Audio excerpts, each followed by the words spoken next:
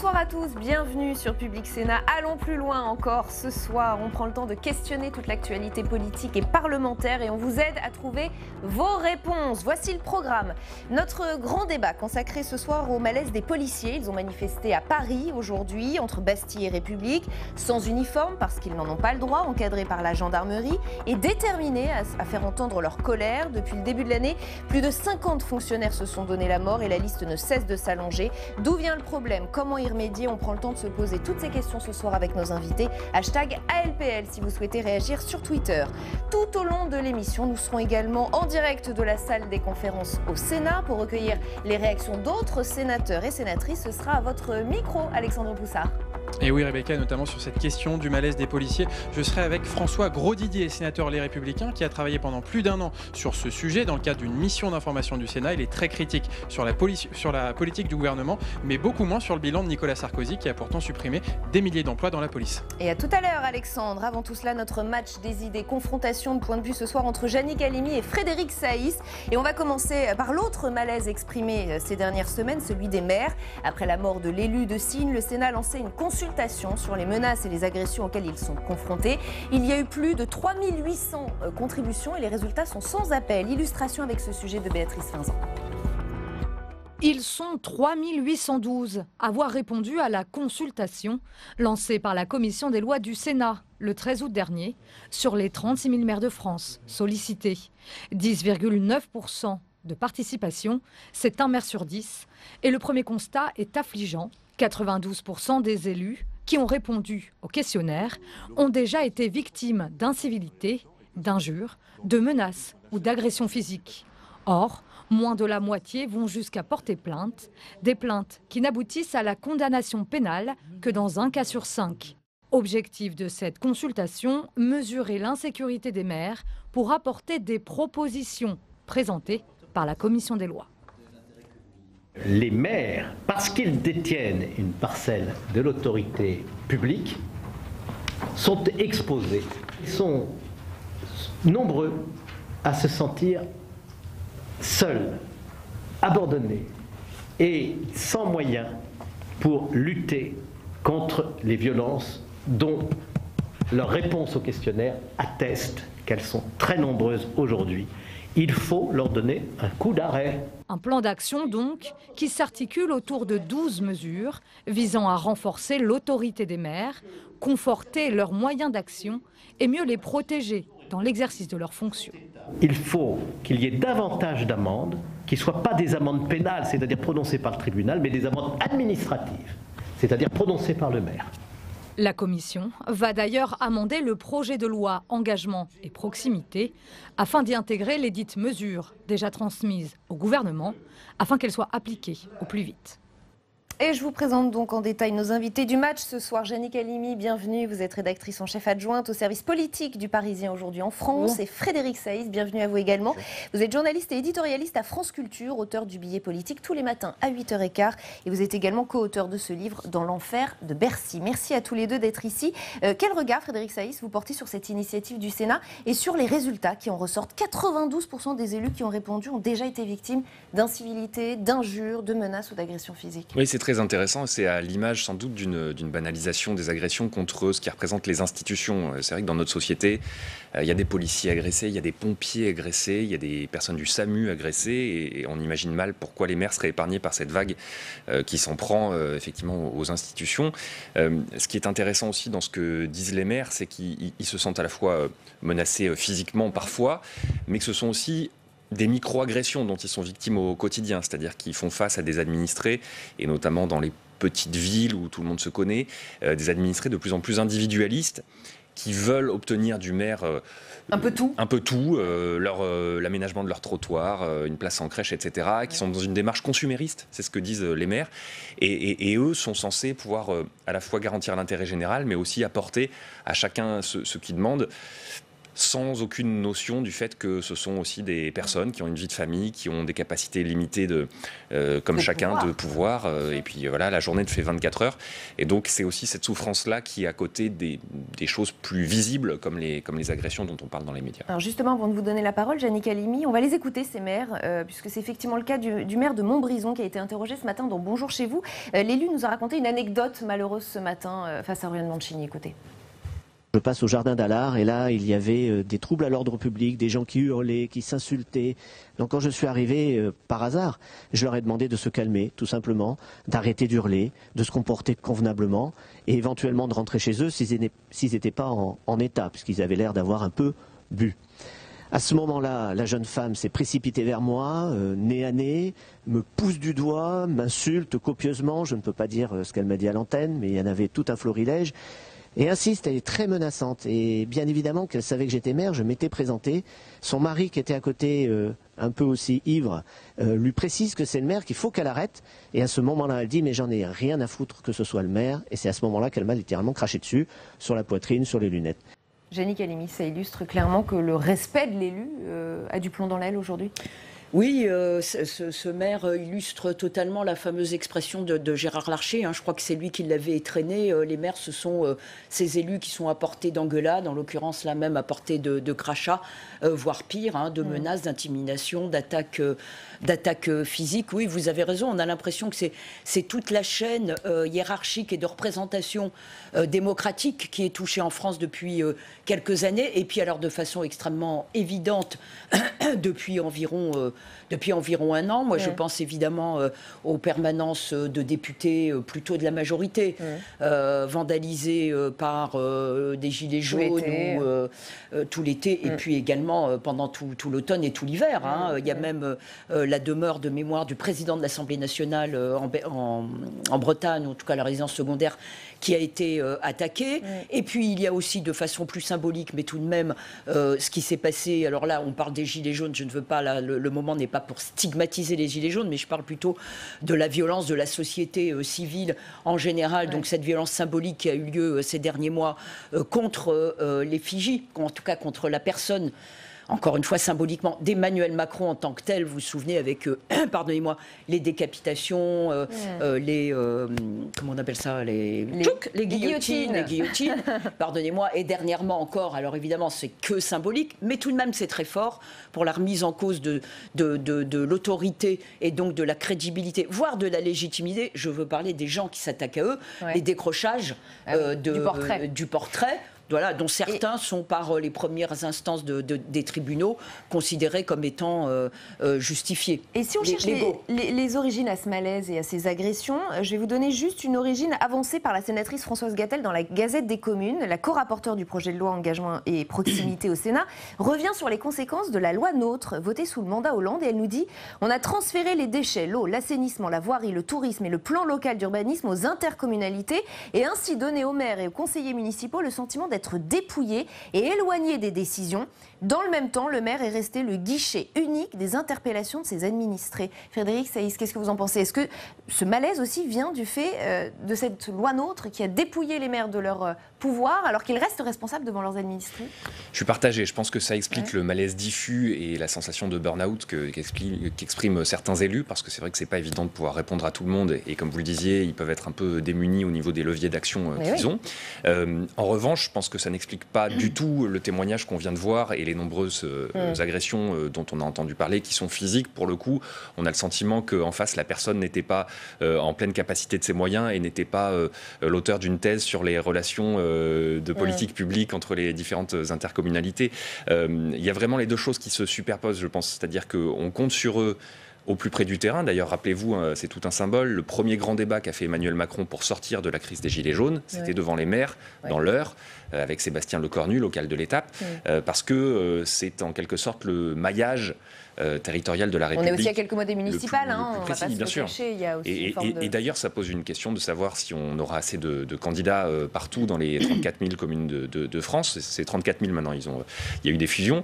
Dans la mesure où on parle souvent du trop-plein de candidats, nous, dans les médias, à Paris, où il y a plusieurs candidats en marche, etc. Mais il y a beaucoup de communes où on peine à trouver des volontaires pour aller prendre l'ensemble de cette charge sur leurs épaules. Ça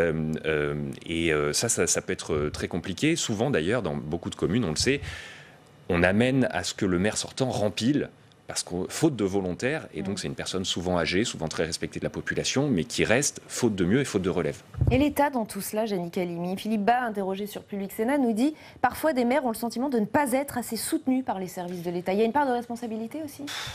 Oui, il y a plusieurs origines. Non, mais il y a plusieurs origines, et il y a effectivement il y a des origines très politiques, de retissage de confiance entre la société et tous les élus, quels qu'ils soient, aux différents niveaux dont on a parlé. Il y a aussi, comme vous le disiez, Frédéric, cette approche un peu technique, mais qui a aussi, sa légitimité et deux, son utilité. C'est-à-dire qu'on peut parler de la loi NOM, on peut parler aussi des problèmes financiers. Je pense que c'est ce à quoi aussi on peut faire allusion. Les manques de moyens, vous voulez dire, des maires? Les manques de moyens. Alors il faut y aller correctement, mais en tout cas précisément, je veux dire, sous le quinquennat de François Hollande, les dotations globales de fonctionnement ont baissé. Pas sous le mandat Macron. Non, sauf pendant les débats, la notion a été précisée. Théoriquement, globalement, ça n'a pas été baissé, mais pour certaines communes, alors on ne va pas rentrer dans le détail, mais touchées par l'intercommunalité pour des raisons, certaines en ont quand même pâti. Donc tout ça pour dire qu'il y a des injonctions contradictoires. C'est-à-dire qu'on demande plus de moyens à l'État et on demande aussi plus de liberté d'action sur le terrain. Et quand je dis on, c'est aussi bien les élus ou la classe politique que la société civile elle-même qui demande quand même de l'autorité, qui demande à être soutenue, qui demande un paradoxe dans les demandes, dans les appels. Des injonctions contradictoires qui sont compliquées à résoudre, mais bon, c'est le propre, je pense, de la démocratie.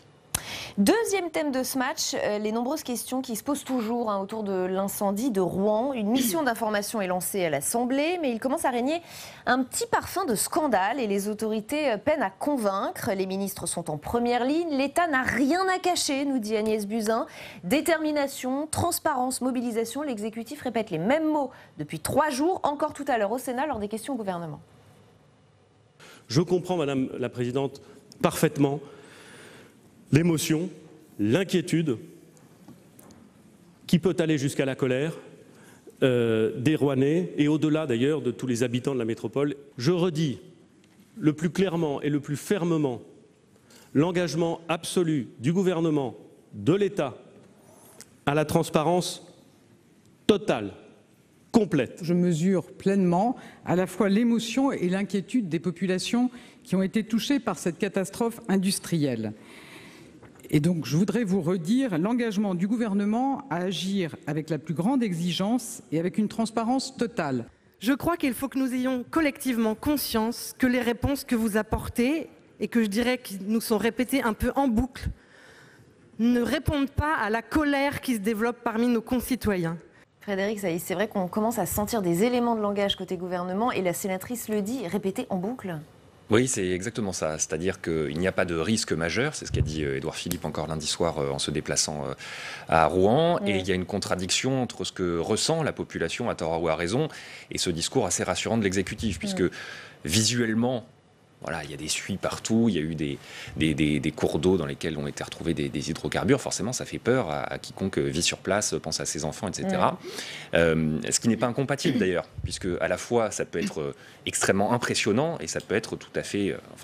Sans être, oui. Voilà, ça peut être moins grave que ce qu'on pensait. Nocif. Voilà, pas forcément nocif, d'une manière aiguë. Ensuite, ce qui est intéressant dans la communication du gouvernement, c'est que il le sait, Édouard Philippe, que la parole politique n'est plus crue.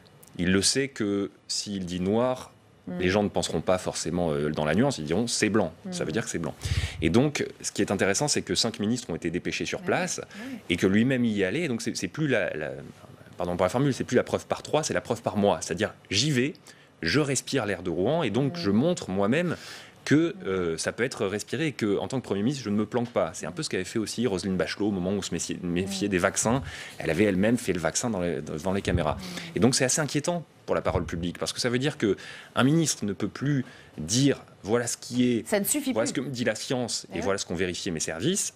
Il est obligé de se mettre lui-même en scène pour prouver que ce qu'il dit est vrai. Mais justement, est-ce qu'il ne peut pas y avoir des conséquences politiques à cette mise en scène? Des têtes peuvent-elles tomber? Je voudrais quelques secondes qu'on écoute Alexandre Malafaye hier soir sur ce même plateau. Il parlait des éventuels risques à ces 5 ministres qui se sont déplacés.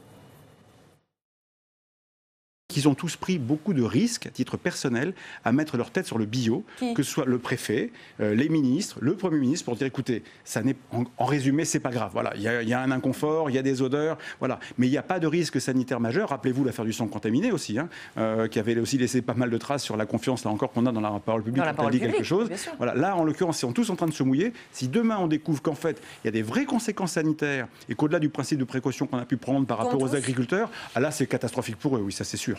Des têtes pourraient tomber, Jeannie Calimi? Il faut peut-être raison garder, non? Tout de même, moi, je veux bien parler du sang contaminé, je veux bien parler de l'amiante. D'ailleurs, il n'y a pas eu de tête tombée, en tout cas au niveau du gouvernement là-dessus. C'est vrai qu'il y a eu une certaine cacophonie, un manque de maîtrise de la situation au début, la semaine dernière, lorsque l'événement est arrivé. Ouais. Et c'est vrai que c'est un événement extrêmement particulier qui conjugue aussi bien l'explosion d'AZF avec, vous vous souvenez déjà, des théories du complot qui circulait très très vite. Il faut dire que c'était juste après le 11 septembre, que ça conjugue aussi les interrogations que pose le scandale de l'amiante, mais qui sont à plus long terme. Tout ça avec des ministres qui effectivement ont très mal géré, je trouve, au début. La situation, et je ne vais pas rajouter ce qui s'est passé avec le décès de Jacques Chirac, qui a passablement perturbé l'agenda de l'exécutif. Mais bon, ok, il y a eu des erreurs. Christophe Castaner, au début, est arrivé, pardonnez-moi, je lis pour ne pas me tromper, pour dire à la population, il est arrivé très vite, il n'y a pas de raison de s'inquiéter. Il fallait aussi, je ne veux pas défendre qui que ce soit, il fallait aussi ne pas créer de panique. Donc, entre ne pas créer de panique et puis prendre toutes les mesures, soit d'information, soit réelles, de sécurité, c'était compliqué. Depuis une semaine, tout de même, des choses ont été faites. La transparence qu'on nous assure avec hier la publication de tous les produits qui étaient stockés, je pense que ça, c'est quand même quelque chose d'important. On peut dire qu'évidemment, c'est trop tard. Mais bon, les analyses vont être également publiées. Dans les jours qui viennent. Certains, les agriculteurs vont être indemnisés, les écoles ont été fermées, etc., etc. Donc, pardon, pour le moment, on peut estimer Donc vous dites globalement le job est fait. Il y a eu des maladresses. Non, il y a eu des maladresses. Ouais. Et politiquement, maintenant, il faut... Alors, moi, je pose la question, sur Christophe Castaner. Christophe Castaner, qui a eu le mauvais rôle dès le début, puisqu'il a été dépêché dès le premier, et qui a quand même sorti une sorte de phrase qui ne faisait pas le job, comme on dit. Parce qu'il manquait probablement d'informations. Voilà, et puis qui arrive en plus, pour lui, après une séquence particulièrement chargée. Je ne vais pas refaire le tour des épisodes. Donc, si une question peut se poser, c'est peut-être Christophe Castaner. Peut-être Christophe Castaner. Pour la suite, on verra les conséquences. Par contre, pardonnez-moi, moi, je ferai juste une remarque. C'est que sur la communication, mais une communication politique au sens large du terme, c'est vrai que les ministres, y compris Édouard Philippe, peut-être un peu moins, mais l'ensemble des ministres qui se sont déplacés ont quand même eu un discours extrêmement technocratique. Voilà des gens qui ont quand même toutes les raisons de s'inquiéter, qui ont besoin qu'on s'occupe d'eux, qu'on leur fasse part d'une bienveillance et de secours réels de la part de l'État, non pas pour jouer la bienveillance, l'empathie et une sorte de comportement et de posture idéalisée, mais parce que on demande un peu à l'ensemble de la société énormément d'efforts depuis des années. Et depuis Emmanuel Macron, quand même, ça bouscule, ça secoue. La réforme de la SNCF, la réforme du droit du travail, maintenant la réforme des retraites. Donc le minimum, quand même, et encore une fois, ce n'est pas seulement de la com, ça fait partie du tissage de relations et de confiance entre la société et les pouvoirs publics, c'est que les pouvoirs publics tiennent des discours, des actes bien sûr, mais aussi des discours de compassion. Frédéric Salis, pour conclure sur ce point. Oui, 3 éléments très rapides. C'est un puissant fond, cette communication face à un tel scandale, dans la mesure où le gouvernement a publié certaines analyses. Déjà, je suis allé les voir, elles sont disponibles sur le site de la préfecture de Seine-Maritime. Vous avez les substances qui ont été cherchées, vous avez les grammes. Alors après, il faut être un peu expert, mais en tout cas, elles sont publiques. On ne peut pas dire qu'elles sont cachées. Mais il y a directement des gens pour s'étonner que certaines substances n'aient pas été cherchées ou que certaines substances n'aient pas été trouvées presque. Donc, si vous voulez, la parole publique, plus on fait de transparence, plus il y a une demande de transparence et c'est un peu sans fond. Après, ce qui est vrai, c'est qu'aussi la parole publique a été usée par des mensonges. Et ça, c'est arrivé dans l'histoire de la République. On se souvient des bulletins de santé des présidents qui disaient tout va bien, et on a appris après que certains d'entre eux avaient un cancer, etc. Donc le mensonge a existé et vous ne pouvez pas empêcher qu'il y ait une défiance. Et puis dernière chose, il y a quand même le rôle des réseaux sociaux qu'il faut évoquer. Vous avez vu tout un tas de rumeurs alarmistes, de faux communiqués du CHU, de faux communiqués de la préfecture. Et finalement, il y a une angoisse générale du fait que le savoir universel est accessible sur Internet en 2 clics, vous pouvez tout trouver. Et là, vous avez un gouvernement qui vous dit on ne sait pas encore tout. Et c'est une position à laquelle on n'est plus habitué de ne pas savoir et de devoir attendre. On n'arrive pas à entendre. Exactement. Troisième thème de ce match, on enchaîne parce qu'il va nous manquer du temps. Les interpellations du gouvernement sur le budget 2020 cette fois. Budget favorable au pouvoir d'achat, disent certains, mais au détriment de la réduction des finances publiques. Je voudrais qu'on écoute Éric Woerth ce matin sur Public Sénat. C'est avec une pointe d'ironie qu'il est revenu sur la baisse du nombre de fonctionnaires cette année. L'ancien ministre du budget était l'invité d'Oriane Mancini. Écoutez. Le président est arrivé à l'Élysée avec un objectif qui était de 120 000 fonctionnaires de moins et 50 000 dans l'État. Cette année, dans l'État, le chiffre, oui, je vous sens sourire, le chiffre est quand même prêt à sourire, 47. Bientôt, on va publier le nom de ceux qui ne sont pas remplacés. Quand vous regardez le document budgétaire, c'est même pas possible de faire un graphique. Il y a des graphiques pour les autres années. Et puis là, les 47, ils ne savent pas comment l'inscrire parce que ça ne marche pas dans le graphique. C'est trop petit. Voilà, alors l'exécutif en fait-il assez pour réduire le déficit? On va demander à Jean-Marc Gabouty ce qu'il en pense, sénateur radical. Il est au micro d'Alexandre Poussard en salle des conférences au Sénat. Jean-Marc Gabouty, est-ce que vous êtes aussi sévère que la droite du Sénat qui estime que ce budget 2020 ne va pas redresser les finances de la France? Bien, ce budget 2020 va les redresser, mais modestement, parce qu'il y a eu l'injection de 15 milliards de pouvoir d'achat par les mesures liées aux Gilets jaunes et au grand débat. Donc on ne peut pas, en injectant 15 milliards, suivre exactement la trajectoire initiale, mais dans la durée, s'il n'y avait pas eu ces événements et ces mesures exceptionnelles, qui sont des mesures nouvelles ou des mesures qui ont été anticipées, la trajectoire financière du budget de l'État telle qu'elle avait été définie par le gouvernement en 2018 est respectée. Mais alors selon vous, est-ce qu'il ne fallait pas financer toutes ces mesures pour les Gilets jaunes par des baisses de dépenses publiques supplémentaires? Mais les baisses de dépenses publiques supplémentaires, si vous voulez, elles ne peuvent pas être instantanées. Donc les baisses de dépenses publiques sont liées à des problèmes de réorganisation des services de l'État. Donc moi j'appelle effectivement à ce qu'il y ait un effort, ce qui nous fait d'ailleurs une réserve pour les années à venir, de dire on n'est pas sur la corde raide, c'est-à-dire qu'on peut encore trouver des marges de manœuvre pour réduire le déficit, justement en réorganisant les services de l'État et effectivement en diminuant le nombre de fonctionnaires, c'est clair. Donc le gouvernement doit supprimer davantage de fonctionnaires pour se réorganiser? À l'avenir, oui. Là, il a perdu un petit peu de temps, mais bon, c'est compliqué aussi. Je veux dire qu'il faut réorganiser les services publics en les maintenant en proximité dans les territoires et en même temps avoir une administration un petit peu moins lourde et un peu moins coûteuse. Il faut aussi du courage politique, non, pour faire ce choix? Il faut toujours du courage politique. De toute façon, dans tous les choix que vous faites aujourd'hui, si vous n'avez pas de courage politique, vous ne bougez pas. Très bien. Merci beaucoup Jean-Marc Gabouty pour votre éclairage. Merci beaucoup Alexandre. Il manque de courage politique ce budget, Jenny Calimi, ou au contraire il est très politique, très tourné vers les Gilets jaunes? Il est très politique. Est-ce qu'il manque de courage? J'en sais rien. Le courage politique passe pas seulement par un projet de loi de finances, il passe aussi par bien d'autres choses encore. Et les réformes, notamment structurelles, qui elles sont en train d'être menées peut-être de façon plus progressive. Mais enfin, bon, il y a différentes façons de juger le courage politique. Si on ne le juge que par le chiffre, effectivement, Éric Woerth est très fort dans ce domaine et il est dans sa position aussi d'opposant principal, président de la Commission des finances à l'Assemblée nationale. Lui, il en est, j'allais dire encore, mais il a raison, hein, il le faut, au 3D, hein, déficit, dépenses, dette. Et donc, le déficit s'accroît un peu, la dette un petit peu également, et les dépenses également, sauf que tout de même, nous restons à peu près dans les critères de Maastricht. En tout cas, les prévisions pour 2020 ne sont pas extrêmement creusées par rapport aux prévisions d'avant, par rapport à 2019. Mais ce que je voudrais dire très rapidement, c'est que il y a autre chose qui est peut-être inquiétant dans ce budget, encore une fois 2020, et qui inquiète d'ailleurs une partie de la majorité macronienne. Je parle surtout des députés, c'est que l'effort effectivement est fait. On ne va pas rappeler les chiffres. À la suite des Gilets jaunes, d'ailleurs j'aurais aimé savoir ce qu'aurait fait Éric Woerth, les Républicains, s'ils avaient appliqué les 500 000 suppressions de fonctionnaires proposées par François Fillon, comment ils auraient répondu à la colère des Gilets jaunes. Ça, c'est une parenthèse, mais une vraie question. Ce n'est pas une remarque, c'est une question. Non, ce qui est peut-être problématique, encore une fois, qui inquiète la majorité, c'est qu'il y a eu un véritable effort vis-à-vis des classes moyennes, qui est une classe valise, mais bon, on voit à peu près ce que c'est. En revanche, il y a énormément d'interrogations et d'inquiétudes sur les classes très modestes, parce que pour 2020 est reprogrammé l'APL, vous savez, qui va être indexé à l'année.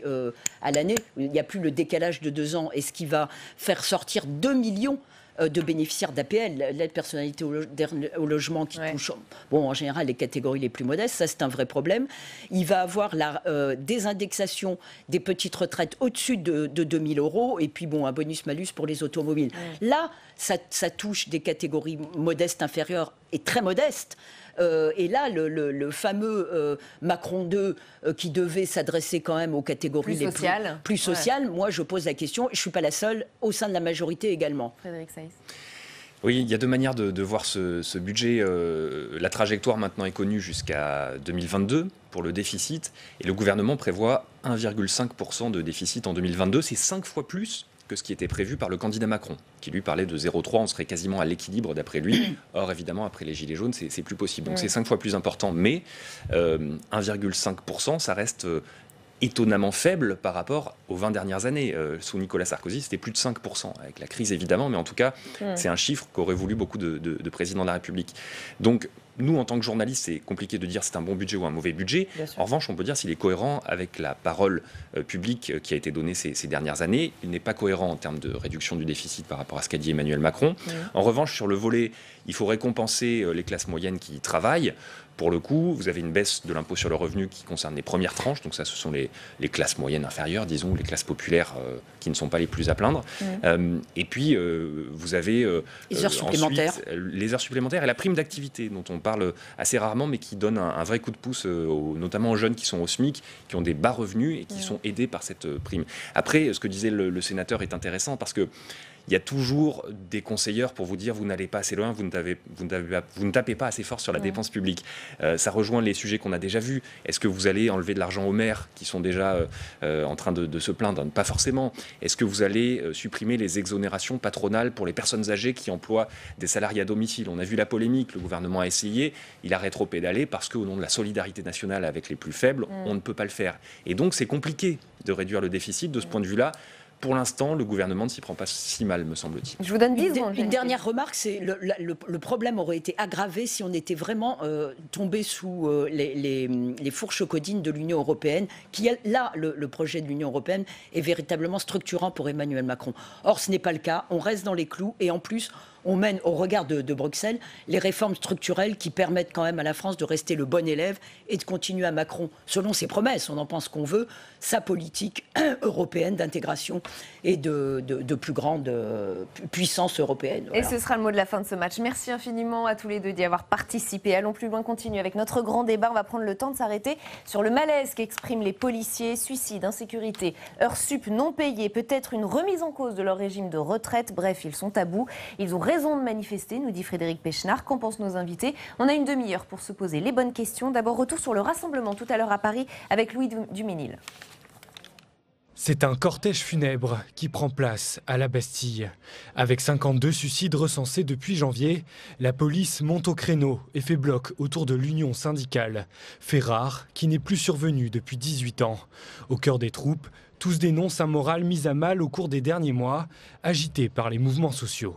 C'est assez compliqué de pouvoir conjuguer vie de famille, travail et puis même les à côté, puisque quand on est dans la rue, on est reconnu, c'est toujours assez problématique à gérer. On est obligé de cacher notre fonction, notre profession à nos enfants, à certaines personnes de notre entourage. Un ras-le-bol présent dans toutes les strates de la profession.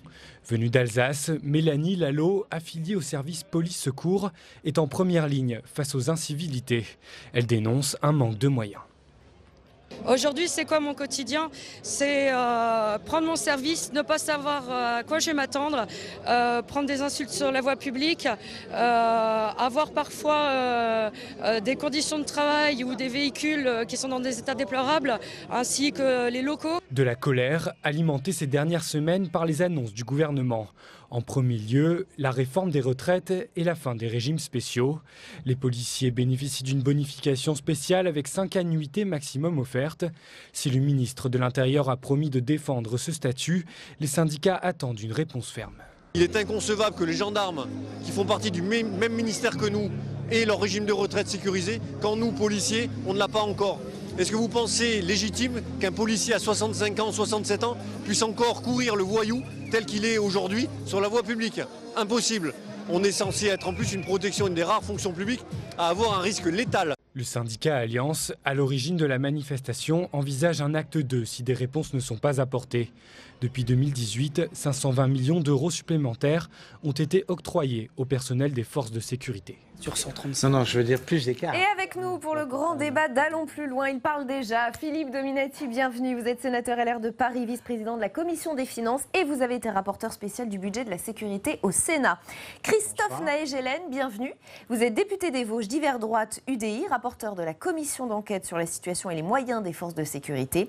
Joanne Cavallero, bienvenue à vous également. Vous êtes déléguée nationale CRS du syndicat Alliance. Et Sabrina Birlin-Bouillet, bienvenue. Vous êtes journaliste, spécialiste police-justice et membre de la presse judiciaire. Merci à tous les 4 d'avoir accepté notre invitation. Ils ont eu raison de manifester, les policiers, Philippe Dominati? C'est pas nouveau, malheureusement. On y reviendra. À plusieurs reprises. Aujourd'hui, vous pensez qu'ils ont eu raison? Oui, je pense qu'ils ont raison, parce que en réalité, c'est les mêmes difficultés budgétaires depuis longtemps. En réalité, il y a une continuité. Il faut bien voir que ça fait 7 ans que le budget est dirigé à peu près par la même tendance. Et cette tendance, c'est laquelle? C'est de grogner sur le fonctionnement et l'investissement au détriment, ou en tout cas pour augmenter les effectifs. Alors, puisque vous parlez de chiffres, il est Christophe illogique Castaner d'augmenter annonce les une augmentation de au détriment du 5,3% personnel. du budget. Il l'a encore dit tout à l'heure au Sénat, Christophe Castaner. Augmentation de 5,3% du budget, un plan de recrutement de 10 000 emplois, 1398 policiers supplémentaires recrutés. C'est ce que nous dit le ministre de l'Intérieur.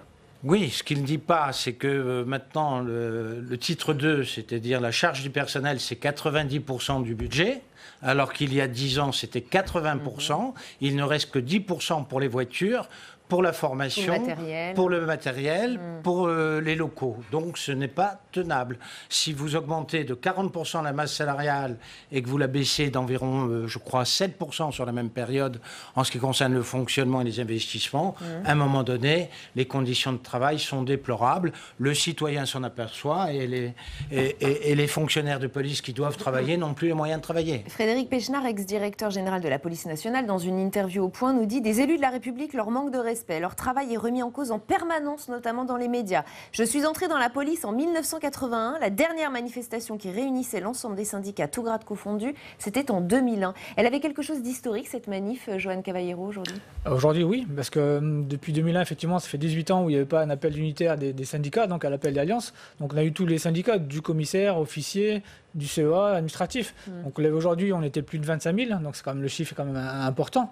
Donc oui, il y a un ras-le-bol qui s'installe depuis des années, parce que tout se fait, on diminue effectivement les budgets de fonctionnement, où on arrive dans des états où des véhicules, ils ont 300, 500 000 km. Des commissariats, on a vu la fois dernière à Fontainebleau, les murs s'écroulent. Et c'est trop long pour prendre des décisions. Des collègues qui malheureusement ont fait du maintien de l'ordre ont dû aller chercher eux-mêmes chez Decathlon des casques et des protèges tibia pour pouvoir faire du maintien de l'ordre. Voilà, donc on a une situation qui est immobilière, qui est par endroits catastrophique. Donc c'est vrai que ça, il faut remédier. Et les collègues ont beaucoup de courage d'être présents et de faire le travail. Parce que c'est vrai qu'on doit donner aussi une image au public qui vient, notamment à l'accueil. C'est pas toujours le cas, parce qu'on a des locaux qui sont insalubres. Quand vous avez un véhicule de police qui est abîmé, qui est pas beau, ou les contrôles techniques sont pas faits, Vous dites que même les conditions d'accueil ne sont pas réunies. Non, parfois dans certains endroits, voilà, et notamment aussi lorsqu'on déplace les forces mobiles, il faut aussi des hébergements à la hauteur. Voilà, tout ça n'est pas, ça va un peu mieux, mais c'est trop long à se mettre en place entre les décisions. Et le problème, c'est que des gens parfois prennent des décisions, ne sont pas policiers, donc ça c'est compliqué. Il ne faut pas oublier l'opérationnel, qui est très important. Sabrina Birlin-Bouillet, ils ont fait quelque chose de fort aujourd'hui, les policiers, parce que c'est vrai qu'on a l'habitude des manifestations, il y en a beaucoup dans Paris, mais les policiers, c'est rare et c'est fort. Pour moi, oui. Alors là, quand vous nous dites une fois de plus, moi, je ne suis pas d'accord du tout. C'est inédit. Je suis allée avec eux aujourd'hui. Il y avait, ce que vous disiez, tous les grades étaient réunis. Il y avait les commissaires, il y avait les gardiens de la paix, il y avait tout le monde. Ils étaient nombreux, ils étaient organisés, déterminés. Ils se sont montrés à visage découvert quand même. Enfin, c'est pas fréquent. Et ça montre à quel point la situation, là, on en est à un point de quasiment non-retour. Et je le crois vraiment. Je pense que quand on parle du malaise des policiers, souvent dans les médias, on dit oui, bon, vous exagérez, il y a les violences policières. On en parle aujourd'hui, on en parlera peut-être plus demain. Oui, tandis que là, il se passe quelque chose. Je pense qu'aujourd'hui, d'un côté, il y a les policiers, d'un côté, les habitants, quoi. C'est fou. Il y a des endroits, il y a des quartiers. Moi, j'y ai pas très longtemps. J'avais rencontré lors d'un reportage Théo, qui était victime d'une violence policière ou pas, on verra, bon bref. Violence policière présumée, on va dire. Présumée, avec la matraque. On s'en souvient, ça avait fait beaucoup de bruit. Je vais le voir, très affecté dans son appartement. On sort de son appartement. Il est à Aulnay-sous-Bois. C'était en 2017. On sort de son appartement et la ville s'arrête. Les gens passent en voiture, klaxonnent. Théo, on est avec toi, mort les flics. Partout. Pas 3 personnes, 30 personnes qui viennent, c'était la star de la ville. Là, on voit qu'il y a un problème. Comment voulez-vous que des policiers puissent intervenir dans cette ville quand ils sont tous, à tort ou à raison, mais ils sont divisés. On a une société divisée, ouais. Alors voilà, c'est aussi pour ça qu'ils manifestent aujourd'hui. Ils ne trouvent plus la place qui est la leur dans cette société. Il y a un vrai problème d'image, Christophe Naegelen, et ça, comment on le règle ? Je pense que depuis un certain nombre d'années, il y a aussi une perte d'autorité. Une perte d'autorité pour les policiers, pour les gendarmes, et on le voit même dans l'éducation nationale. Donc il faut vraiment qu'on redonne aussi... Et là, les manifs des Gilets jaunes, avec ces vidéos qui ont pu circuler sur les réseaux sociaux, où on a pu éventuellement constater des violences présumées, des violences policières présumées, ça aussi, ça fait du mal à l'image de la police. Ils en ont marre de cela. On a eu une manifestation d'une ampleur qu'on n'avait pas vue depuis de nombreuses années. On a les escadrons de gendarmerie mobile et les compagnies républicaines de sécurité qui sont spécialisées dans le maintien de l'ordre. Mais où elles étaient plus assez, où les tâches qui leur étaient affectées n'étaient pas les bonnes. Et donc, on a dû demander à des personnes, ou des fonctionnaires de police, ou des gendarmes, des personnes de la PP, de la préfecture de police, d'intervenir dans le cadre du maintien de l'ordre, alors qu'ils n'y étaient pas formés. D'ailleurs, on le voit bien pour les flashballs. Ça, ils le payent aujourd'hui. Ce sont majoritairement des fonctionnaires de police de la préfecture de police de Paris qui ont fait des blessés, et non pas des CRS ou alors des gendarmes mobiles. Plusieurs raisons à cette colère de policiers, vous l'avez compris. Conditions de travail difficiles, manque de moyens criants, vous l'avez dit, des commissariats vétustes, des véhicules qui ont parfois plus de 400 000 km au compteur, des heures sup non payées. Selon un rapport parlementaire, le ministère devait fin 2017, 22 millions d'heures à ses fonctionnaires. Et la goutte d'eau, peut-être, la possible remise en question de leur régime de retraite, ce qui leur permet aujourd'hui de partir à 52 ans après 27 ans de service. Vous allez pouvoir peut-être nous répondre, parce que sur ce point, l'exécutif n'est pas tout à fait clair. Le 17 septembre dernier, Christophe Castaner assurait vouloir défendre jusqu'au bout la spécificité du statut des forces de l'ordre. Mais ce matin, sur France 2, le ministre de l'Intérieur dit les choses un petit peu différemment. Écoutez. Mais il y aura une modification de leur régime comme pour tous les Français. Mais il y aura la prise en compte de la dangerosité du métier de policier. Et le 18 octobre, j'ai organisé une rencontre avec Jean-Paul Delevoye, le haut-commissaire en charge des retraites, pour que nous puissions travailler ensemble pour reconnaître ces spécificités. Il pourrait y avoir deux statuts, ceux qui sont sur le terrain et ceux qui ne le sont pas ? Il faut faire la différence entre ceux qui sont dans un métier dangereux et l'ensemble des fonctionnaires du ministère de l'Intérieur qui ne sont pas forcément confrontés aux mêmes réalités. C'est normal qu'on fasse cette situation-là. La dangerosité du métier, elle est liée au fait de devoir porter une arme. Elle est liée au fait, par exemple, quand vous êtes policier, de dire à votre enfant « ne dis pas le métier que je fais ». Johan Cavallero, c'est une vraie source d'inquiétude ? Oui, déjà, juste revenir auparavant, on est aussi mobilisé par rapport au suicide aussi. Parce qu'on a plus de 50 collègues. Donc ça aussi, c'est la première des raisons de l'appel de faire une marche blanche. Après, oui, effectivement, le sujet de la retraite, il est important, très important pour nous. Déjà, on peut partir entre 52 et 57 ans, mais avec une décote. C'est important de le préciser. on parle d'annuité, de bonification, mais enfin, c'est pas un cadeau, on surcotise pour avoir cette... donc voilà, c'est quelque chose, et on peut partir à 57 ans et demi sans décote. Donc voilà, nous, on veut garder ces principes, parce qu'on le voit actuellement, le métier de policier est difficile. Les violences sur lesquelles on fait face n'existaient pas auparavant. Donc tout ça, et là, vous avez vu le ministre, il fait la distinction entre le policier de bureau et le policier de terrain, en fait. Il dit le policier de bureau, il peut partir à la retraite normalement. Au G7, monsieur le ministre n'avait pas le même discours. Il disait qu'il ne voulait pas faire la différence entre les deux. Et il ne peut pas y avoir de différence entre les deux, parce qu'on voit sur des manifestations que Gilets jaunes, les collègues dans les bureaux sortent aussi pour être sur le terrain. Ils apportent aussi une expertise. Ils font des réunions, parce qu'il faut des gens qui aient une expérience dans les bureaux. Donc on ne peut pas non plus scinder. Enfin, c'est très mauvais, c'est un mauvais signal. Parce qu'on voit aussi notamment lorsqu'il y a des gros services comme le G7, il y a des gens des bureaux qui sont venus parce qu'ils ont venu apporter leur expérience. Ça se prépare tout ça. Donc il faut bien des gens dans le bureau qui ont une expérience pour préparer ce genre. Donc gérer l'organisation. Voilà. En tout cas pour nous, il ne doit pas y avoir de différence. On ne doit surtout pas toucher à notre statut parce qu'il y a aussi le risque létal. Ça c'est pas indiqué. Sans compter que dans le contexte actuel qui est vraiment lié au terrorisme, tous les policiers sont visés. Enfin, il y a quand même cette ambiance qui est terrifiante pour eux, où ils tous sont divisés. Enfin, y compris s'ils travaillent dans les bureaux, c'est ce que vous voulez dire. Exactement, ils sont tous ciblés. Et de faire ça, est-ce que ça ne serait pas diviser aussi les policiers entre eux, alors qu'aujourd'hui, plus que jamais, ils doivent être très soudés? Il y a aussi les policiers, les policiers H24, on nous le rappelle sans arrêt. Et lorsqu'un collègue, par exemple, a une déviance dans sa vie privée, il est sanctionné, il passe en conseil de discipline. Donc pourquoi on ferait des différences? On va le sanctionner parce qu'il est policier, on ferait une différence pour le régime de retraite. C'est n'importe quoi. Quel est votre point de vue, Philippe Dominati, sur cela? Est-ce qu'il faut faire des régimes de retraite différents selon que vous êtes policier de bureau? Écoutez, je dirais, d'une part, il y a la réforme des retraites qui touche beaucoup de catégories professionnelles, et c'est peut-être un autre sujet. Ce que moi je constate quand même, c'est que la France est le pays où nous avons le plus grand nombre de gendarmes et de policiers, donc de fonctionnaires de l'État, pour assurer la sécurité des citoyens par million d'habitants. Donc il n'y a pas particulièrement un problème de sous-effectif dans nos forces de l'ordre concernant la protection des citoyens. Et il y a quand même ce dialogue entre l'exécutif depuis des années, parce que vous dites alors, c'est une manifestation unitaire de nombreux syndicats, mais la place Vendôme, qui était occupée par les policiers sous le président Hollande, je dirais, ce sont toujours les mêmes mesures que l'on ressasse depuis cette époque. C'est-à-dire un plan d'exception, d'équipement. On dit on va arrêter, on va renouveler le parc automobile, on va donner plus de moyens pour l'entraînement, etc. Et ça n'a jamais lieu. Et ça n'a jamais lieu parce que, effectivement, on se focalise sur les conditions de travail des personnels, mais c'est tout le temps au détriment du reste. Et donc là, je trouve qu'il devrait y avoir un équilibre un peu différent dans ces négociations avec l'exécutif. Parce qu'il y a quand même quelque chose de particulier au Parlement. C'est un budget régalien.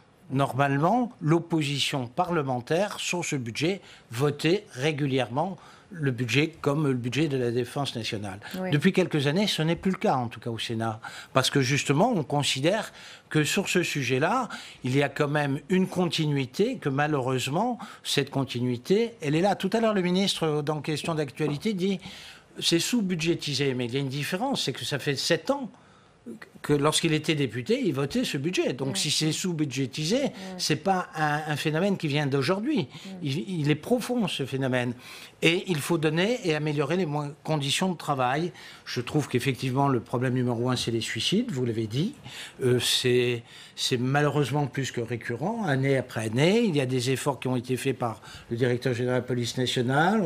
On cherche des solutions à chaque fois, mais manifestement, il n'y a pas de réponse, en tout cas de réponse pour l'instant satisfaisante. On va laisser répondre Christophe Naegelen aussi, s'il vous plaît. Il n'y a pas que les retraites. Quand on parlait des budgets, c'est pour ça que la première proposition que j'ai faite dans le cadre du rapport, c'est demander à ce qu'on fasse une loi de programmation de sécurité intérieure, un peu comme les militaires ont dans leur loi de programmation militaire, qui permettra sur 2, 3, 4 ou 5 ans de pouvoir prévoir les investissements. Ce malaise des policiers qu'on ressent aujourd'hui, c'est dû à plusieurs raisons. 20% de leurs locaux sont vétustes. Fontainebleau, j'y suis allé. Il y a non seulement le mur qui tombe, mais il y a aussi, souvenez-vous, le plafond, l'eau qui dégouline. pas de climatisation sous les cons. Bon, bref, c'est un lieu, 20% des locaux de la police sont vétustes. C'est 7%, cette année, la durée moyenne d'un véhicule, c'est 7 années, alors qu'il y a 8 ans de ça, c'était 5 ans. Donc, ce qui veut bien dire qu'on ne renouvelle pas assez le parc de véhicules. Les tâches indues, 8% du travail des policiers, c'est uniquement les procédures électorales. Donc, à un moment donné, ce n'est pas à eux de faire le travail. Quand vous engagez dans la police, quand vous engagez dans la gendarmerie, c'est pas pour faire de l'administratif. Moi, je voudrais vous entendre aussi sur cette confusion autour du régime de retraite et de cette réforme de retraite. Ils ont raison de s'inquiéter ou pas? Je pense qu'ils ont raison de s'inquiéter. Pourquoi? Parce que pour l'instant, c'est flou. On ne sait pas ce qui va être dedans. Donc, dès l'instant où on aura plus de précision, on pourra parler. Parce que, vous savez, en tout cas, il sera touché, le régime de retraite. Christophe Castaner le dit. Alors, il me semble que ce sont le Parlement qui le vote. Donc voilà. Donc aujourd'hui, le gouvernement. Dans le rapport de Levoy, il était dit qu'on ne touchait pas au régime de retraite régalien. C'est pour ça que le gouvernement va présenter son projet de loi et après, ce sera au rôle de l'Assemblée nationale et du Sénat de l'amender et de faire à ce que les régimes régaliens ne soient pas touchés, que ce soit la gendarmerie et leur statut de militaire comme la police nationale. Sabrina Birlin-Bouillet. Je ne suis pas persuadée, moi, qu'en tout cas, c'est un problème de moyens. Alors, vous allez me dire, mais quand cet après-midi, j'ai interrogé tous les policiers là, qui étaient autour de moi, qui étaient dans cette manifestation, les moyens, il y a quand même plusieurs années que la sonnette d'alarme a été tirée et il y a quand même des choses qui ont été faites. Je pense au commissariat de Sevran qui était vraiment dans un état calamiteux, qui aujourd'hui est remis à neuf. Il fallait attendre 15 ans, mais c'est le cas en tout cas aujourd'hui. Donc je pense que cette prise de conscience par le gouvernement, elle a été faite. Moi, ce qui m'inquiète davantage, c'est cette vague de suicides. On est à plus de 50 suicides depuis janvier. 52. C'est incroyable. Ça veut dire que un policier se suicide tous les 4 jours. Enfin, moi, ça me paraît fou. Et pourtant, c'est bien ça. Et il y avait énormément de collectifs liés à cette vague de suicides présents lors de la manifestation. Et là où je m'inquiète et on se pose tous des questions, c'est comment est-ce qu'avec un peu plus de moyens qu'auparavant, il y a davantage encore de suicides. Il y a beaucoup moins de moyens qu'auparavant. Vous avez 40% de masse salariale en plus et 11% de moyens en moins sur 10 ans. Donc on ne peut pas dire qu'il y a plus de moyens qu'auparavant. Il y a eu un rapport sénatorial qui dit que rien que pour les locaux, il faut envisager une somme d'investissement entre 900 millions et 1 milliard. Bon, le ministre annonce 300 millions, mais il les annonçait déjà l'an dernier. Il faudrait en réalité augmenter. Vous parlez des voitures, mon collègue parle des voitures. À Paris, c'est 8 ans. À Berlin, c'est 4 ans le renouvellement d'une voiture. On a demandé un rapport de la Cour des comptes qui démontre que le parc automobile est vieillissant, et pas depuis 1 an, pas depuis 2 ans, ça fait 5 ans, 6 ans que ça dure. Donc c'est quand même un problème. Il y a une paupérisation concernant les moyens de la police. La formation, je dirais l'encadrement. On a réduit la durée de formation aussi des agents parce qu'on avait besoin d'effectifs. Donc il y a quand même une préparation psychologique. Donc dire qu'on a plus de moyens, c'est faux. Une majorité de policiers ne remet pas en cause la valorisation salariale. C'est pas ce qu'ils demandent, mais ils demandent juste de meilleurs investissements et plus d'investissements pour pouvoir faire leur travail correctement. Et aussi une décentralisation des budgets. Vous prenez le commissariat de Remiremont. Aujourd'hui, pour changer et c'est comme ça dans tous les commissariats, pour changer une ampoule, il faut faire une demande au directeur départemental, voire même au SGAMI, pour acheter une ampoule à 2 €. Donc le policier fait quoi? Il va l'acheter tout seul. Exactement. Avec son argent. Et donc à un moment donné, il faut plus faire confiance aux gens de terrain, décentraliser les budgets, parce que les budgets, il y en a pas assez, mais il y en a, mais surtout le décentraliser et le laisser dans les mains des personnes qui connaissent les réalités du terrain et qui sauront comment l'utiliser. Joanne Cavaillon. Oui, tout à fait. Les budgets sont gérés aussi, notamment du ministère ou autre. C'est des gens qui ne sont pas policiers. Le problème, il est là. C'est-à-dire que on met totalement de côté l'opérationnel. Donc effectivement, pour changer quelque chose dans un commissariat, c'est compliqué, parce qu'il faut que ça passe par le chef de service, qui envoie son supérieur, toute une procédure. On perd énormément de temps par rapport à ça. Et quand c'est pas fait, faute de budget, tout se dégrade. On fait des CHSCT, donc il y a des choses à dire, mais on n'a pas les moyens. Donc la seule réponse de l'administration, c'est OK, il y a ça comme problème, mais on n'a pas l'argent. Ça suffit. À chaque fois, il n'y a jamais d'argent. Donc à un moment, il faut peut-être aussi prendre, mais effectivement, il faudra un investissement conséquent. Alors évidemment, face à cela, l'exécutif se défend et il invoque, lui, des erreurs passées. Je ne peux pas rattraper des années de désengagement de l'État, nous dit Christophe Castaner. Il l'a encore répété tout à l'heure devant les sénateurs lors des questions au gouvernement. On l'écoute. Ouais. La police souffre d'un abandon budgétaire, je pense, depuis de trop longues années. Souffre d'un désengagement massif du budget de l'État et notamment a souffert fortement d'une baisse de 13 500 emplois. Ce qui nous amène à faire un tout petit rappel historique, très court, je vous le promets. Il y a eu 2 plans de modernisation de la police, 2 plans majeurs. L'un lancé par Pierre Joxe au milieu des années 80, puis 20 ans plus tard, celui de Nicolas Sarkozy, avec la mise en place d'objectifs chiffrés. Et elle est justement sur le banc des accusés, cette politique dite du chiffre de Nicolas Sarkozy. Avant de vous demander votre avis, on va voir ce que répond le sénateur LR François Grosdidier. Il est au micro d'Alexandre Poussard en salle des conférences. François Grosdidier, ce malaise des policiers, est-ce que ce n'est pas aussi le bilan de Nicolas Sarkozy qui, pendant son quinquennat, a supprimé à peu près 9000 emplois dans la police? C'est de la très courte vue et je devrais vous renvoyer aux travaux du Sénat parce qu'effectivement, il a supprimé autant d'emplois qu'il en avait créé dans la période précédente sous Jacques Chirac quand il était ministre de l'Intérieur. Je l'avais regretté, mais effectivement, c'est un peu moins de 10 000 sur 250 000 policiers et gendarmes, plus que la moyenne européenne. Aujourd'hui, quel est le problème? Quel est le problème? C'est d'abord que nos policiers et nos gendarmes perdent les 2 tiers de leur temps aux tâches procédurales. Ils n'ont qu'un tiers du temps sur le terrain. C'est que la réponse pénale est insuffisante. C'est que parfois ils sont en quête de sens quand ils prennent des risques physiques de plus en plus importants, des risques juridiques accrus et qu'au bout du compte, il n'y a pas de réponse. Donc le phénomène est beaucoup plus profond. Effectivement, chaque gouvernement peut balayer devant sa porte et nous avions eu tort de baisser ses effectifs, mais c'est qu'une petite fraction du problème tel que nous l'avons identifié. D'ailleurs, sous Sarkozy, il y avait beaucoup moins de manifestations que sous Hollande ou sous Macron. Et c'est surtout les unités de maintien de l'ordre qui ont été baissées parce qu'elles paraissaient moins nécessaires.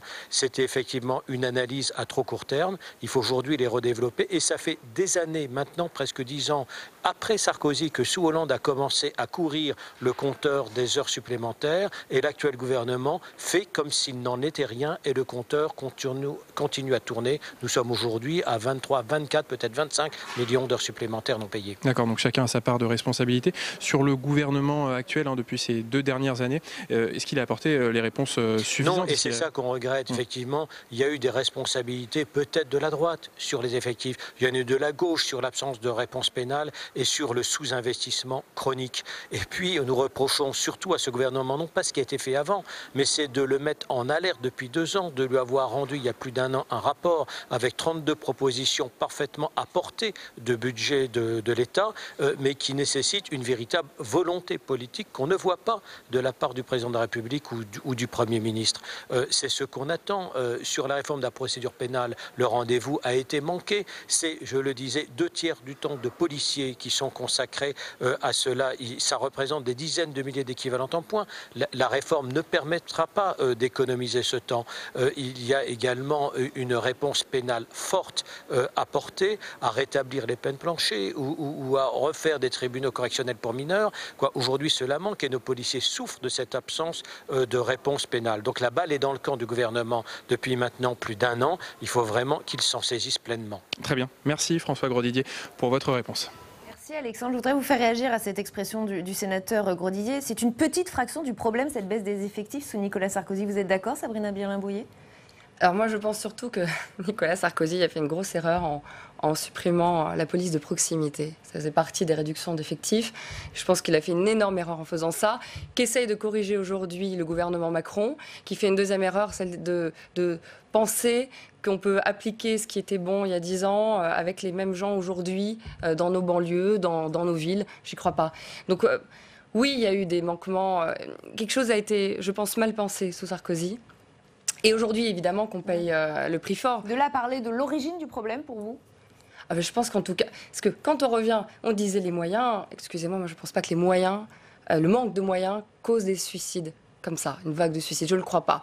Donc je pense que le malaise est ailleurs, mais réellement. Je pense que d'ailleurs, voilà, et quand je pense Nicolas Sarkozy, police de proximité supprimée, et que je vois qu'aujourd'hui, la brigade de sécurité du quotidien, la BSQ qui est mise en place, qui ne sert pas à grand-chose, qui a des moyens très limité, qui n'est pas du tout à jour avec le malaise actuel qui réside dans certains coins de la France, je ne comprends pas. Donc oui, je pense que le malaise est bien plus profond et que Sarkozy, sous le gouvernement Sarkozy, il y a peut-être eu quelque chose en effet qui a été déclenché, mais personne n'a rattrapé le coche après. Et aujourd'hui, on n'a pas assez pris conscience de la gravité du problème, je le crois sincèrement. Soyons clairs, il ne s'agit pas de crier haro ce soir sur Nicolas Sarkozy, mais de s'interroger sur les origines de cette colère. Joanne Cavallero, est-ce que vous, dans votre entourage, les policiers, vous disent « Bah oui, mais tout a commencé là, tout a commencé sous Nicolas Sarkozy, baisse d'effectifs Est-ce que c'est de là que partirait le problème selon vous? Non, c'est un peu plus profond. Je veux dire, des problèmes d'effectifs, effectivement, notamment des forces mobiles, il y en a parce qu'on nous a baissé d'effectifs. Aujourd'hui, les compagnies de CRS, notamment, devaient travailler à 4 sections, on ne travaille plus qu'à 3. Donc ça cause des problèmes aussi de sécurité sur le terrain. Mais ensuite, il n'y a pas que ça, il y a aussi un problème de management de la police. Nous, on est pour une création d'une académie de police, par exemple. C'est-à-dire que moi, les commissaires Watt vont partir de la base. On a des gens qui ont des concours de commissaires Watt, mais ils n'ont jamais été policiers. Donc ça cause des problèmes. Il y a surtout un gros problème de management. Les moyens aussi en font partie. Mais de ce que vous décrivez montre une totale désorganisation. C'est quand même assez ahurissant. Hein. Et c'est le quotidien des collègues. C'est-à-dire que si déjà, on parle des suicides, si chez vous ça ne va pas à la maison, vous allez au travail, vous avez des conditions de travail qui sont déplorables, des véhicules, vous êtes accusé de violence, parce qu'il y a ça aussi maintenant, on vous filme pour 30 secondes, au moment de 30 secondes de passage, on ne sait pas l'avant, on ne sait pas l'après, tout le monde se jette sur les fonctionnaires de police, parce qu'on menace aussi, on va chez des gens, chez des collègues, se font taguer leur garage personnel. Des noms apparaissent dans les réseaux sociaux. Voilà, donc ça, mis bout à bout, leurs enfants qui sont agressés, il faut le dire aussi, dans les écoles. Parce que les enfants, par exemple, de pompiers, malheureusement, ou d'agents, ils ne se font pas agresser. Nous, ils se font agresser parce que leurs parents sont flics. Oui. Ça, il faut le dire aussi. Donc tout ça cumulé, le collègue, à un moment, il sait tout, stop. Et c'est vrai que quand vous allez au travail et puis on vous prend la tête pour quelque chose, pour du chiffre, par exemple, parce que ça existe toujours, tout ça cumulé, c'est pas bon. Il n'y a pas de suivi psychologique. Il n'est pas obligatoire, il est proposé, mais les policiers ont peur que ça se retourne après contre eux, qu'on leur dise « Ah oui, lui, il est un petit peu fragile, on le met au placard ». Et il n'y a aucun suivi obligatoire psychologique, c'est un problème. En fait, dans la baisse des effectifs, il faut bien se dire qu'on a un continuum de sécurité. Et c'est vrai que ce qu'a fait le président Sarkozy, on peut le regretter, c'est la suppression des 15 escadrons de gendarmerie mobile. On en aurait eu besoin de ces 1500 gendarmes en plus spécialisés dans le maintien de l'ordre pour contenir les gilets jaunes. Donc c'est pour ça qu'il faut, on va pas les reconstruire. Par contre, il faut augmenter, là aujourd'hui, en moyenne, c'est 110 gendarmes par escadron de gendarmerie mobile. Il faudrait passer à 130 de telle manière à ce qu'ils puissent se déployer en formation alpha ou en formation Bravo, mais renforcée. Ça, c'est le premier point. Après, quand on parle des suicides, c'est un tout. On est à 52 suicides. Il y en a certainement avec des problématiques qui sont des problématiques personnelles. Comme toujours, bien sûr. Mais quand vous arrivez sur votre lieu de travail, que vous avez déjà des problématiques personnelles, qu'on vous fait faire du travail pour lequel vous n'êtes pas engagé, vous n'êtes pas là pour faire de l'administratif, on vous demande d'en faire. Quand vous êtes dans des conditions où il pleut dans votre bureau, où les conditions sont sont tout simplement terribles, qu'en plus de ça, vous avez du matériel qui est obsolète et qui n'est pas normal, oui, à un moment donné, vous craquez. On craque. Philippe Dominetti, quand l'exécutif invoque les erreurs du passé, et notamment le mandat de Nicolas Sarkozy, on voit que ça a un peu ulcéré François Grosdidier. Est-ce que ça vous ulcère, vous aussi, d'entendre ces accusations? Je suis fatigué d'entendre la justification des déficiences d'aujourd'hui d'un mandat qui a eu lieu il y a une dizaine d'années. Oui, c'est vrai. Voilà. Nicolas Sarkozy avait fait une politique de réduction des effectifs, comme dans tout l'appareil de l'État, parce qu'on sortait d'une crise financière et il n'y avait pas à l'époque ce qu'a subi le président Hollande, c'est-à-dire la crise du terrorisme et la crise migratoire.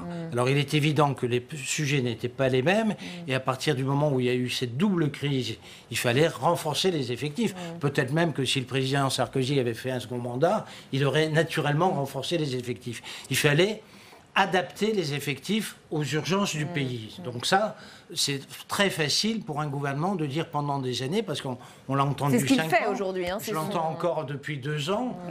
Moi, j'observe simplement que, avant d'être président de la République, Nicolas Sarkozy a été ministre de l'Intérieur. D'ailleurs, comme Manuel Valls, ce sont 2 personnalités qui, étant passées par le ministère de l'Intérieur, avaient essayé de faire un certain nombre de réformes de structure dans le renseignement intérieur, dans une meilleure organisation. C'est la recherche de l'efficacité qui avait animé ces 2 hommes politiques. Après, il y a eu la crise du terrorisme. Et depuis, il ne s'est plus rien passé. C'est-à-dire que moi, j'ai connu en tant que rapporteur 6 ministres de l'Intérieur. Et depuis, c'est l'immobilisme. En dehors du rythme de travail, je dirais des plans soi-disant d'exception, mais de mise à niveau qui n'arrivent jamais, avec une confusion sur les chiffres. Je me souviens d'un ministre, qui est d'ailleurs devenu Premier ministre de l'Intérieur, qui a annoncé 280 millions en urgence de déblocage avec tous les syndicats derrière lui, et on avait en même temps le budget sur le bureau du Sénat, et il y en avait que 180. Et ils disent non, mais ils sont programmés, ils sont déjà dans le budget, etc. Bon, ben, ça fait quand même des années que ça dure. Alors, je pense qu'effectivement, la crise est profonde, mais les sujets n'étaient pas les mêmes. Et ce qu'il faut, c'est regarder devant, pas dans le passé. On ne peut pas en permanence avoir cette... Incriminer les autres gouvernements. Johan Cavallero, pour conclure, il nous reste moins d'une minute. Est-ce que vous demandez ce soir un nouveau plan de modernisation de la police? C'est par là que ça doit passer? Ça doit passer par là, et puis surtout, ça doit passer par nous écouter par rapport à aujourd'hui, le malaise de la police, parce qu'aujourd'hui, c'est la première action. Voilà, on ne va pas s'arrêter là si on n'est pas écouté. Ça, il faut bien le comprendre, parce qu'on va continuer, parce qu'il y a le mal-être qui est là, et puis on en a marre que les collègues se suicident aussi par rapport à ça. Donc il nous faut des moyens. C'est toute une chaîne, un management qui soit meilleur, une réponse pénale plus ferme. Voilà. Mais en tout cas, nous, Alliance, on sera présents pour défendre les collègues. Qu'est-ce qui peut se passer après? Vous parlez d'autres actions? Ça peut être des actions comme on l'a pas fait parfois, appeler aux collègues à agir sur appel 17, ne plus sortir du commissariat. Ça peut être des formes d'actions différentes. Des actions coup de poing. Voilà, tout à fait. Et l'avertissement est lancé. Merci. Merci à tous les quatre d'avoir participé à ce grand débat. Demain, je vous retrouve à 16h30 jusqu'à 18h30. Et puis, n'oubliez pas, Bonjour chez vous avec Oriane Mancini dès 7h30 demain matin. L'invité politique sera Emmanuel Vargon, secrétaire d'État auprès de la ministre de la Transition écologique et solidaire. Très bonne soirée sur Public Sénat.